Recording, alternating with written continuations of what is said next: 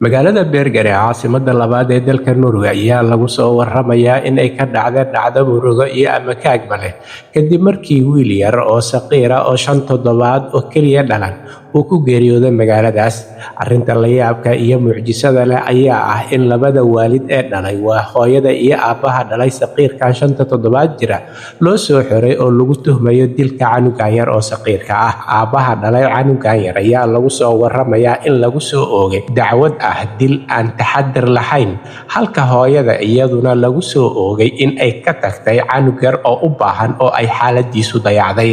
Dacwadan ayaa hadda waxa ay ka socotaa magaalada Bergen iyadoo lagu soo waramayo in labada waalid ee dhalay canugan lagu soo oogay dacwadaha kala duwan. Waxa ayna boolisku sheegeen in baaritaanka hordhaca ah ee lagu sameeyay meydka canuga yar ee saqiirka ah aysan ilaa iyo hadda muujinayn dhaawacyo jireed oo soo gaaray canugan oo sababay dhimashadiisa. Hayeeshee waxa ay sheegeen in baaritaanka uu socdo uuna sii socon doono ilaa laga gaaro ama laga ogaado natiijada rasmiga ah. Booliiska deegaanada galbeed ee dalka Norway ayaa war saxaafadeed ay soo ku sheegeen inaysan ilaa iyo hadda aruurin cadeymo ku filan oo muujinayo waxa dhacay iyo sida ay u dhaceen iyo sida uu u dhintay dhallaankan 5 toddobaad jira. Arrintan ayaa dad badan fajicisay iyo amakaag la noqday. Waxa ayna boolisku sheegayaan in dacwadda lagu soo oogay labada waalid, aabbaha dhalay oo lagu soo oogay dacwad dil taxadir la'aan ah iyo hooyada lagu soo oogay dayac iyo in ay ka tagtay canug u baahan ayaa weli taagan, iyadoo boolisku sheegayaan in baaritaanka canug yar lagu sameynayo meydkiisa uu sii socdo,